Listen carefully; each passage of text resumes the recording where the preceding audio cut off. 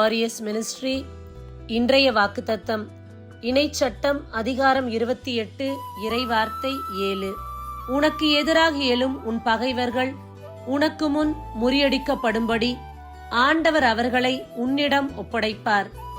அவர்கள் ஒரு வழியாய் உனக்கு எதிரே வருவர், ஆனால் 7 வழியாய் உன் கண்களுக்கு முன்னே ஓடிப்போவர். அன்பார்ந்தவர்களே, இறைவன் கூறுகின்ற வார்த்தை இதுதான். உன்னை எதிர்க்கின்றவர்கள் யாராக இருந்தாலும் ஒரு காலகட்டத்தில் உன்னிடமே நான் ஒப்படைப்பேன். தாவீதை சவுல் ராஜா எதிர்த்தார். தாவீது சவுல் ராஜாவுக்கு பயந்து ஓடி ஓடி ஒளிந்தார். நாள் ஒன்று வந்தது. இறைவன் சவுல் ராஜாவை தாவீதின் கரத்தில் ஒப்படைத்தார். அதே போல இந்த நாளில் உங்களை எதிர்க்கின்றவர்களை இறைவன் ஒரு நாள் உங்கள் கரத்தில் ஒப்படைப்பார்.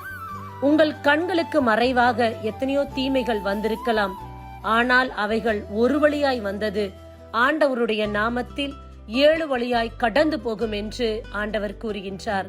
உங்கள் கண்களுக்கு முன்பதாக ஆண்டவர் உங்கள் பகைவர்களை முறியடிப்பார். அதை உங்கள் சொந்த கண்களால் காண்பீர்கள். இறைவனை மட்டும் நம்பி தொடர்ந்து பயணிப்போம். ஆமென். God bless you.